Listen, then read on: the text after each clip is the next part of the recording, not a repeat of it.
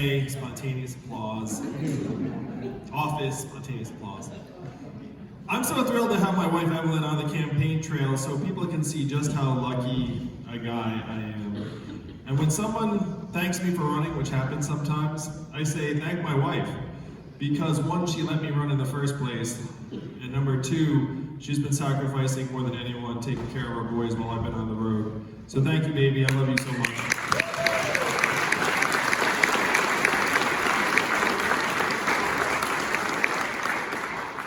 I went to high school right here in New Hampshire. How many of you knew that? Oh wow, many of you do. I don't think that was in the commercial. How many of you saw the TV ads?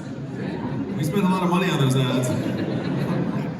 I didn't think we mentioned the Phillips Exeter Academy 1992. Maybe we should have.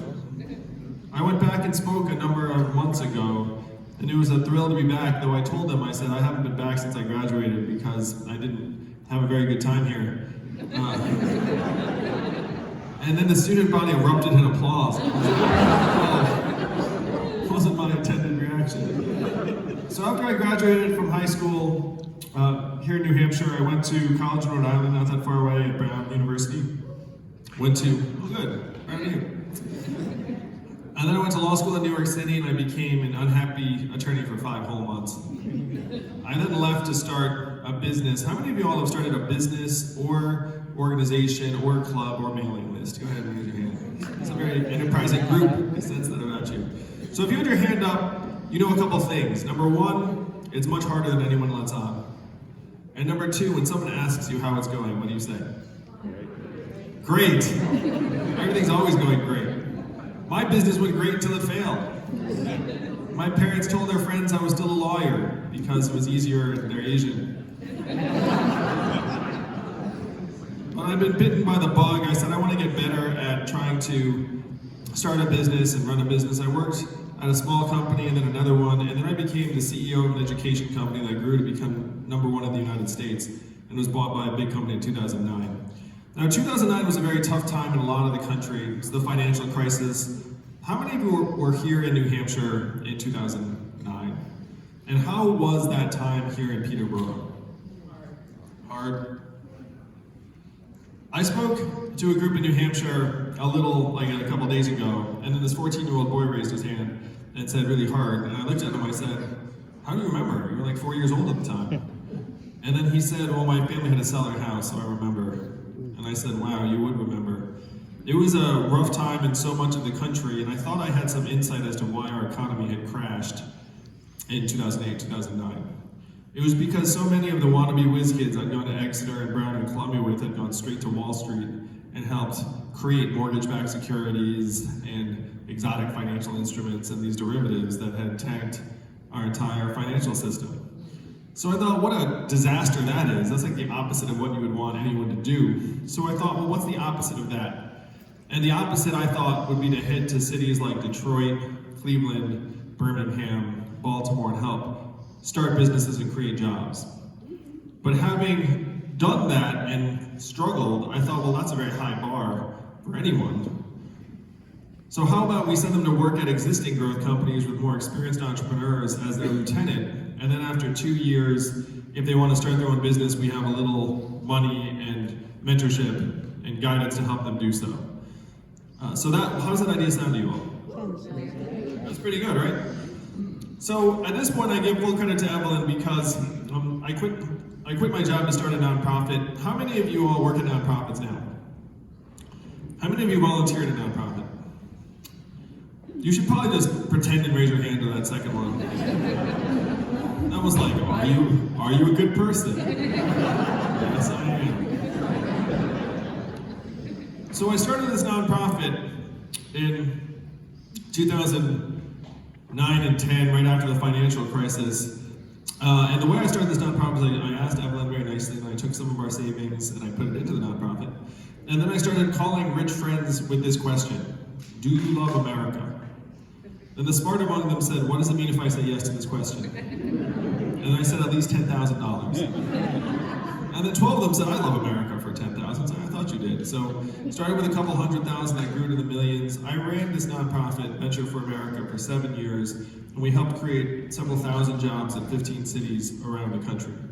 It was so successful that I was honored by the Obama administration multiple times, and I got to bring Evelyn to meet the president. Yes, my in-laws were very excited about me that week.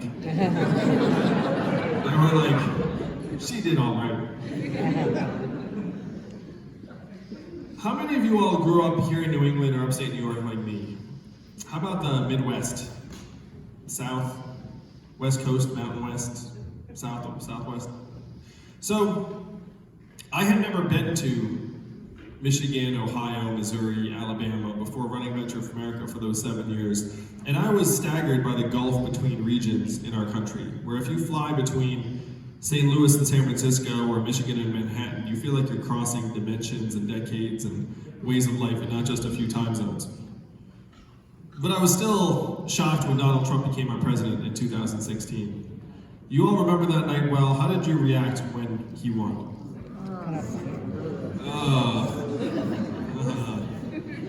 Depression, dismay, shock.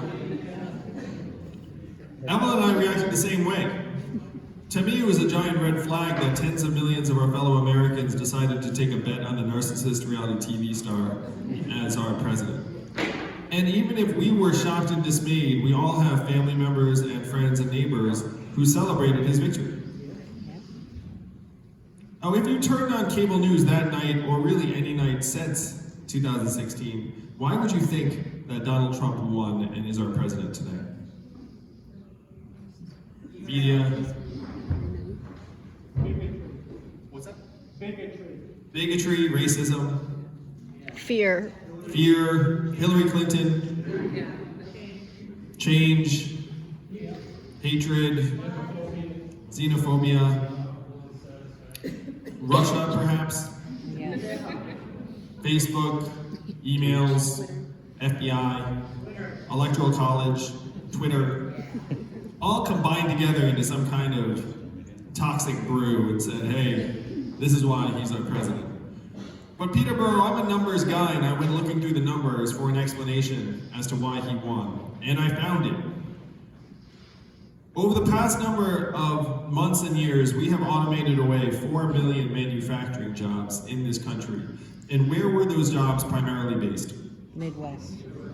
Michigan, Ohio, Pennsylvania, Wisconsin, Missouri, Iowa, all the swing states that Donald Trump needed to win and did win. This happened here in New Hampshire, but a little bit earlier. You all lost 12,000 manufacturing jobs, primarily in the northern part of the state. I have been to those towns, and after the factory or plant or mill closes, then the shopping district closes, then people start to leave, then the school shrinks, and that community never recovers. I have seen the same thing play out over and over again in Michigan, Ohio, Missouri, Western Pennsylvania, Iowa. And unfortunately, what we did to those jobs, we are now doing to other jobs throughout the economy. How many of you have noticed stores closing around where you live here in Peterborough? Yeah. And why are those stores closing? Jeff Bezos. Amazon, that's right. Amazon's soaking up $20 billion in business every year, closing 30% of our stores and malls. Most common job in our economy is retail clerk. The average retail clerk is a 39-year-old woman making between $8 and $10 an hour. What is her next opportunity when the store closes? Unclear. We all see the changes with the self-serve kiosks in the grocery stores and the CVS and the fast food restaurants. But the changes are more pervasive still. Amazon is closing 30% of our stores and malls. How much did Amazon pay in taxes last year? Zero. Zero, that's right. That's your math, Peterborough. 20 billion out, 30% of stores close, you get zero back.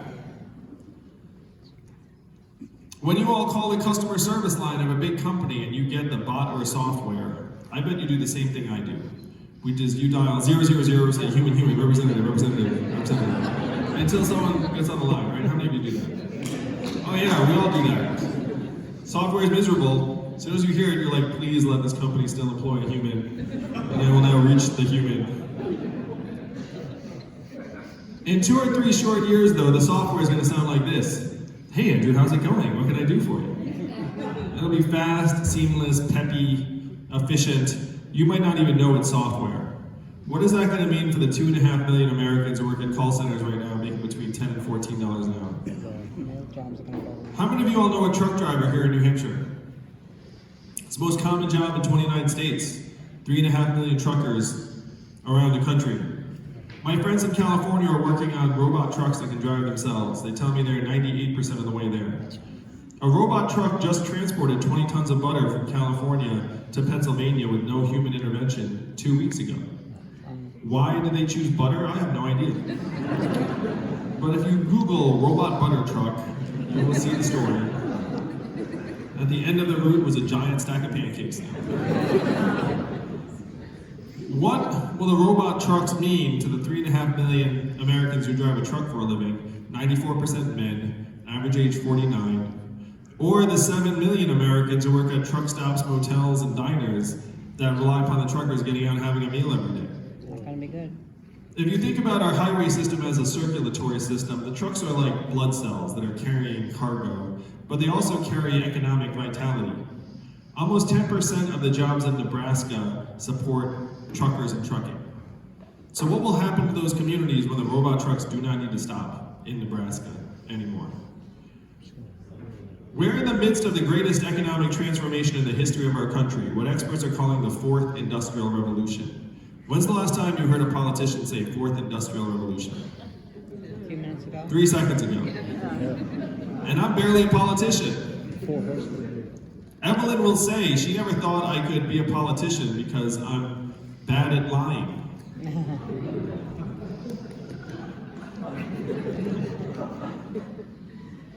So we're in the midst of this historic economic transformation. Immigrants are being scapegoated for problems immigrants have nothing to do with. But my first move was still not to run for president. Instead, I went to our leaders in Washington, D.C. And I said, what are we going to do to help our people manage this transition? And what do you think the folks in D.C. said to me? Nothing. Go away. At another stop here in New Hampshire, someone imitated like a Scooby-Doo noise. It was like, whoa, whoa. The 3 main responses I got were these. Number 1, we cannot talk about this. That's a direct quote. So useful. Number 2, we should study this further. Form a committee. Number 3, we must educate and retrain all Americans for the jobs of the future. How many of you have heard someone say something like that? That's a very popular one, right? I said, hey, that sounds great, but I looked at the studies. Do you all want to guess how effective the government-funded retraining programs were for the manufacturing workers who lost their jobs? I don't think they were. Yes, gang, that's right. 0 to 15%. They're a total dud. Turns out that half the manufacturing workers that lost their jobs never worked again. And of that group, half filed for disability. You then saw surges in suicides and drug overdoses in those communities to the point where now America's life expectancy has declined for the last 3 years in a row. You all know the last time America's life expectancy declined 3 years in a row? Never, World War II, very good guesses. Great Depression's another good guess. It's the Spanish flu of 1918, a global pandemic that killed millions worldwide. You have to go back 100 years to find a time like this in American history. In a developed country, ordinarily your life expectancy just keeps on creeping upwards because you're getting richer, healthier, stronger. But in the US, it's gone down and then down and then down again. So when I said this to the folks in DC, I said, hey, the retraining programs do not work by the numbers.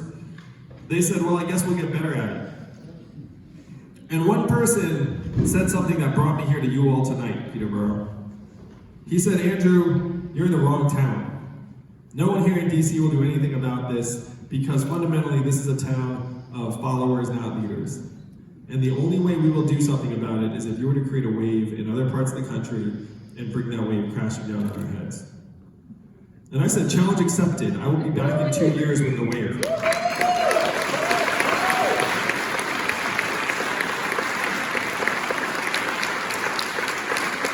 And people, you may not know this yet, but you must be the wave.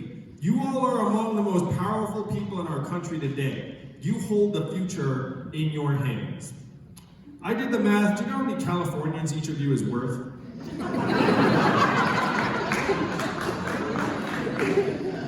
About 1,000 Californians each. So look around this hall. How many of us are there? I'm going to give a Trumpian estimate. There are 2,000 people here tonight. The real number is something like 225. If there are 225 of you here tonight, that's the equivalent of 5.5 football stadiums full of Californians.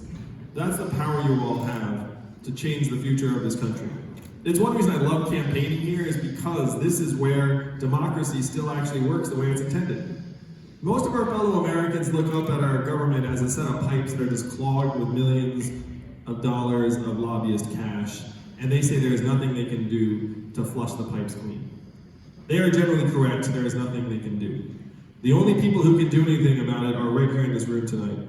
Yep. You can flush the pipes clean. You can make sure that Amazon, this trillion-dollar tech company, doesn't pay less in taxes than everyone here tonight. You can rewrite the rules of our economy to work for us, to work for you, to work for your families, to work for our children. How many of you all are parents like me and Emily? If you are a parent, then you had the sinking feeling at some point in the last number of years that we are leaving our kids a future that is less secure, less stable, less prosperous than the lives we've led ourselves.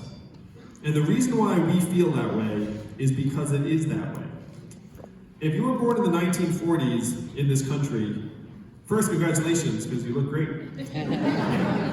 But if you were born in the 1940s in this country, there was a 93% chance that you're going to be better off than your parents. That's the American dream that we've all aspired to. That's what brought my family here, brought Evelyn's family here. If you were born in the 1990s, which is some of you, you're down to a 50-50 shot, and it's declining fast. That is why parents feel the way we do. It's not just climate change, it's the economic reality of the world we're leaving our kids. So in this context, how do we fix it? How do we turn things around in a meaningful way for our families and communities? If you're here tonight, and maybe you saw the TV ads, at some point you heard that there's a man running for president who wants to give everyone $1,000 a month. And you remember that, Peterborough? How many of you saw that or know that? Now, and I know that for many of you, maybe even most of you, the first time you heard that, you said, ha ha, that's a gimmick, that will never happen, that's too good to be true. But this is not my idea, and it's not a new idea. Thomas Paine was for it at the founding of our country, called it the citizen's dividend for all Americans. Martin Luther King, whose son I met with in Atlanta just a few weeks ago, was fighting for this in the 1960s, and it is what he was fighting for when he was killed in 1968, guaranteed minimum income for all Americans. It was so mainstream that in the 60s, 1,000 economists, including Milton Friedman, one of the fathers of modern economics, endorsed this plan, and it passed the U.S. House of Representatives twice in 1971 under Richard Nixon. The Family Assistance Plan would have guaranteed an income level for all Americans.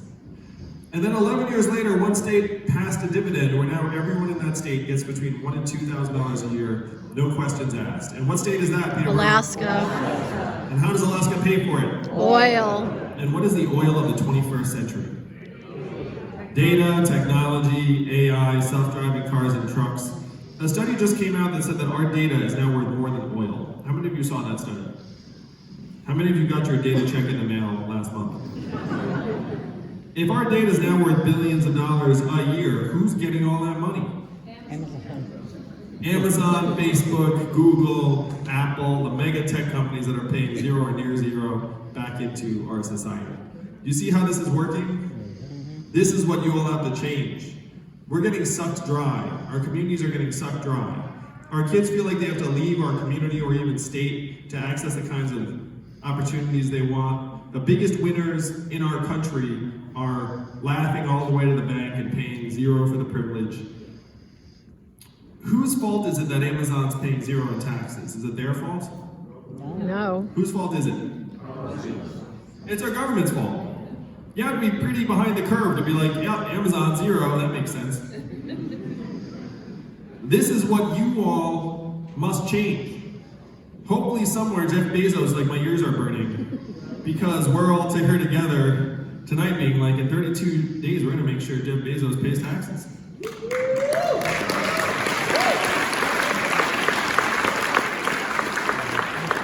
And then after we get our tiny fair share of every Amazon sale, Google search, Facebook ad, eventually robot truck mile, and AI work unit, then we take that and put it into your hands, put it into our hands, build a trickle-up economy from our people, our families, and our communities up.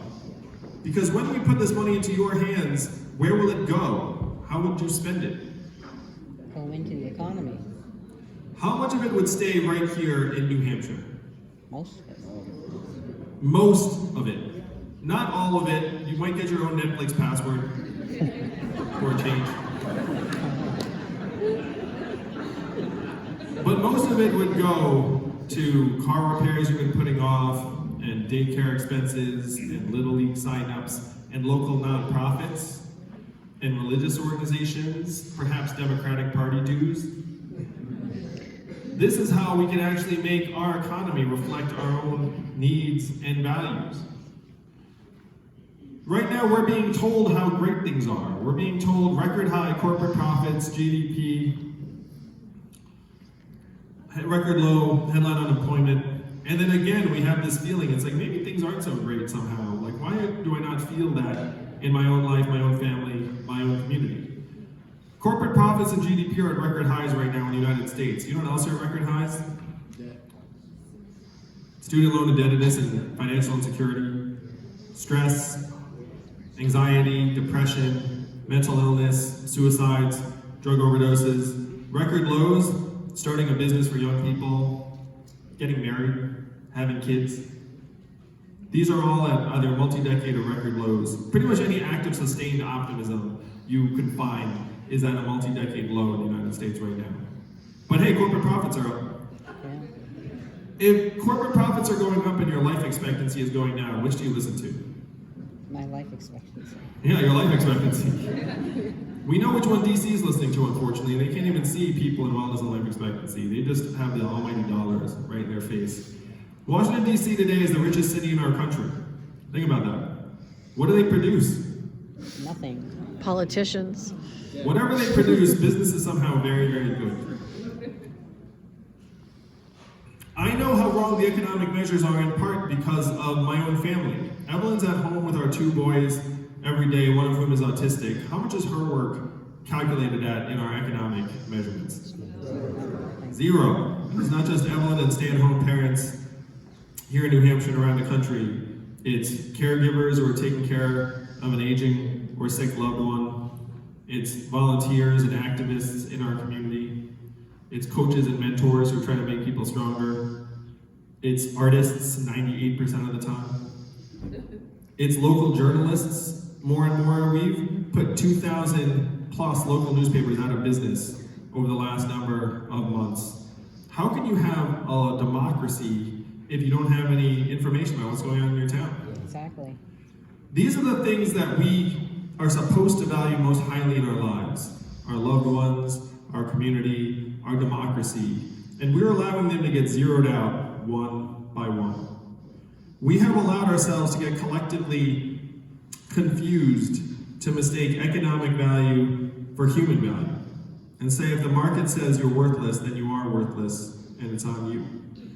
And Peterborough, your power in 32 days is to let the rest of the country know that we all have intrinsic value as Americans, as citizens, and as human beings. I know what my son is worth. I know what people who are struggling around the country are worth. When the banks were struggling 10, 11 years ago, we had a choice. We could either bail them out or keep Americans in their homes. And what did we choose? Bail out. Bail them out. Give them $4 trillion. Called it quantitative easing in the hopes that we would not notice. I noticed. I don't know if you all noticed.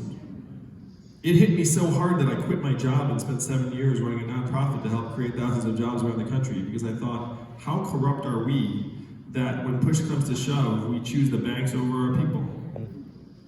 We're unfortunately back in that same situation now, where you can see our government is now working for us. It's choosing the corporate interests over us every single day. And that is what we have to turn around as quickly as possible together. My campaign raised $16.5 million last quarter with zero corporate PAC money. Increments.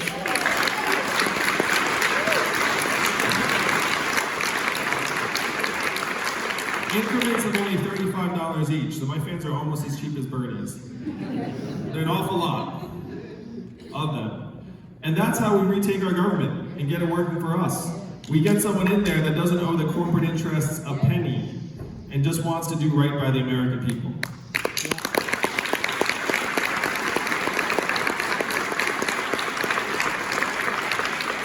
And when I'm your president, there are so many things that I want to do, but one of the things I will do is champion term limits for the people that head to DC.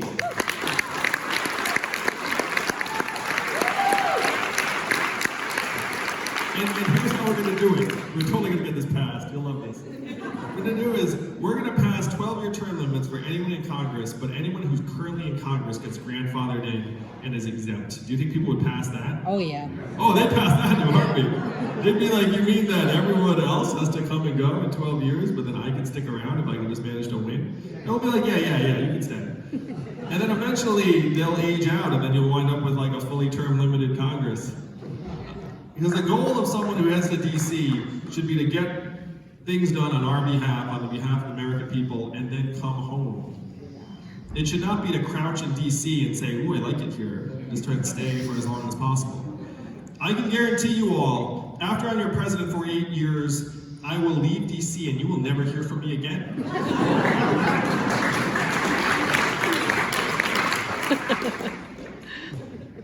This is the vision that we have to take to the rest of the country and make it real as quickly as possible. We have these massive problems that have been building, like climate change, and the winner-take-all economy, and our political polarization and dysfunction, and we have to turn it around as quickly as possible for the sake of our kids.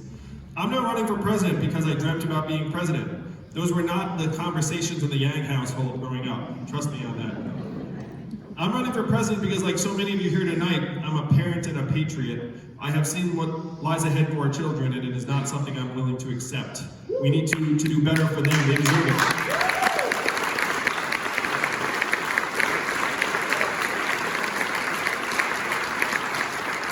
This is the message that you can make real to the rest of the country, just like that. 32 short days. Donald Trump is our president today because he had a very simple message. He said he was going to make America great again. What did Hillary Clinton say in response? America's already great. Remember that, Peterborough? No. It's been a long 3 years. But it's about to end.